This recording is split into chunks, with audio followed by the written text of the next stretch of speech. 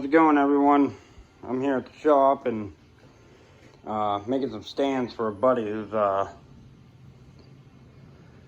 going down south and gonna trap some beaver and otter, and I think he also goes down there and live markets coyotes or stuff like that. But it's the same buddy who originally came up with this Rocky Bottom 330 stand, and I've already done a video on how that works. With the way steel prices are now, I also pointed out in that video you can make these things out of rebar, and that is what I'm making them out of now. But I just have that hooked up with the tag just for a little demonstration there. Normally I run cable from my stock chain through the D-ring and out and stake down, so that way everything stays together after you make a catch. But this one's pretty easy. You set the trap on the stand, take the stand, set it in the run or in front of your caster mound. You can adjust your levers down or up, however they fit inside your set location there, and then that's it. That's ready to go. Obviously, stake your trap off.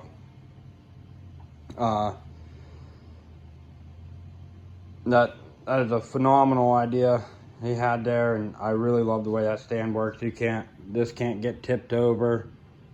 I mean, I can fake the whole table pushing on that, and it can't get flipped out of the way. And then I did a video of a stand that I made real quick, went out and tested it, and it works phenomenal. That would be more for, solid ground where you can't get nothing to go down in. Rocky Bottoms. That's why we started calling it the Rocky Bottom 330 stand. This one, you push into the mud or into the creek bottom, wherever. If you're allowed dry land sets, you can push that right into the dry land. So here's the design and idea of it.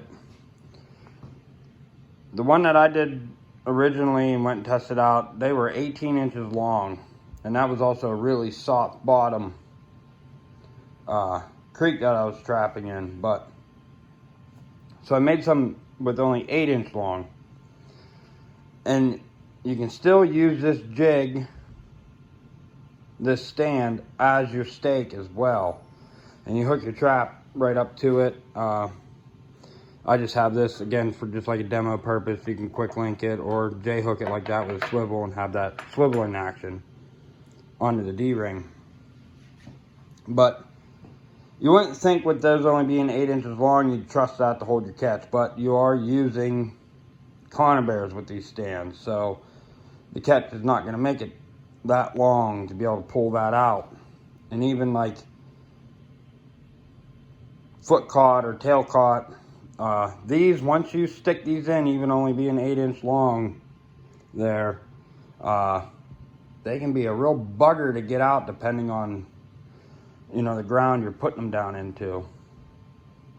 If it's really, really soft and you can just push that right in like nothing, I would do the same thing. I would just like cable extension going through the D-ring, out over, and then T-bar stake or whatever type of staking system you want to use, or cabled off to a tree or whatnot.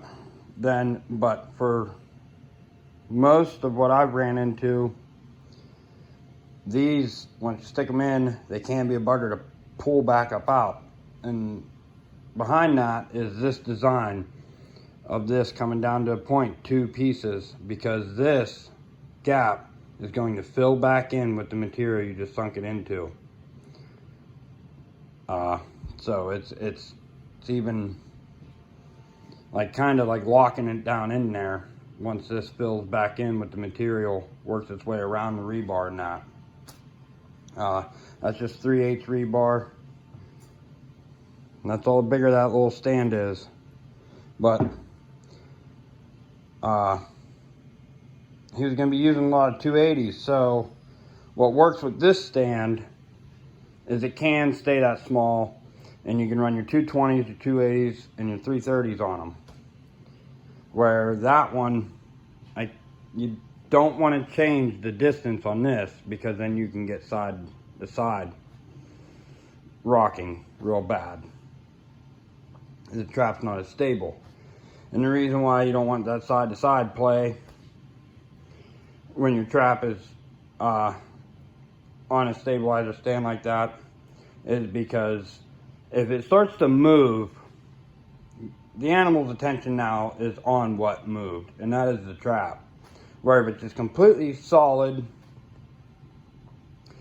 they're more likely to just keep trying to mosey on through there.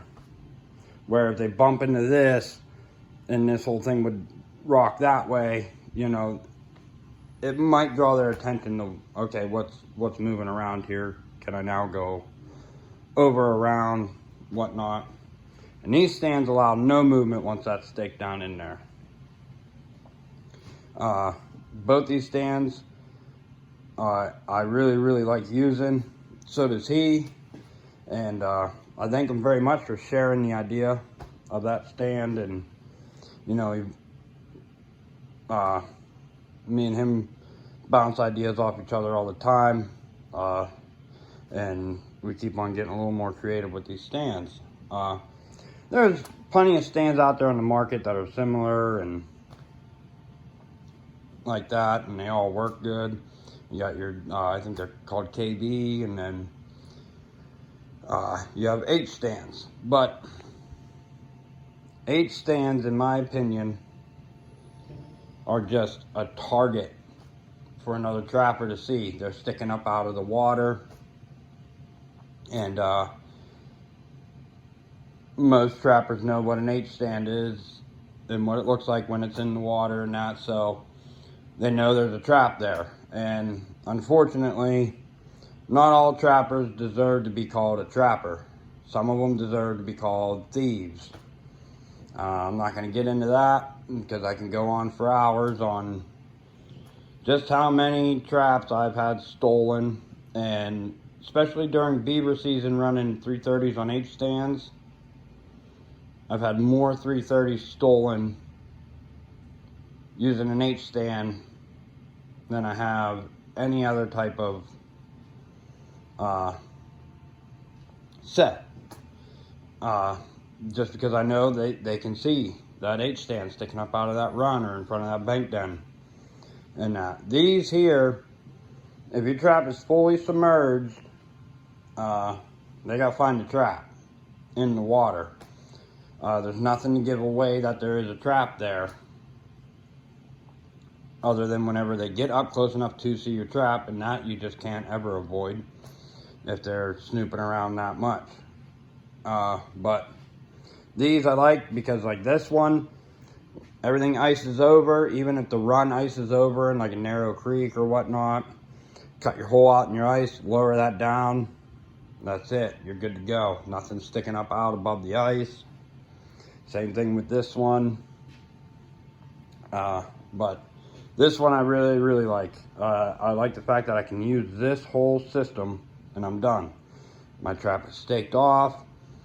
In PA, we do got to run an extension to get our tag up out of the water, which is also, and visible, up out of the water above the ice, which also can direct the trapper right to your trap. But that's our laws, so it's just a wire up onto the bank. It's a lot better than a big H stand sticking, you know, 2-3 feet up out of the water or above the ice level. And these won't get beat up.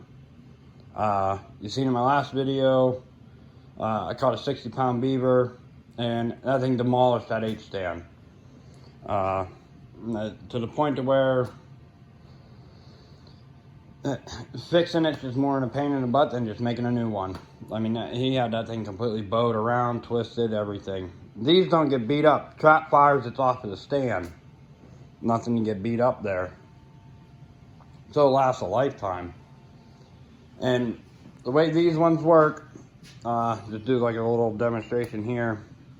Say this is our bottom of a run or whatever, or maybe we're gonna put a caster mount up here on the bank and put the Conibear at the mouth of the water, depending on your state's laws, of course. Some require half submerged, full submerged, and some just require, like in PA, in the waterway. So, the way that would work, so this locks on to them, and you would take it and just stake it down, and then there you go. You're right at the bottom, your trap's staked off, and it's ready to go. Take your safeties off, and you don't need to be putting sticks through the springs or anything.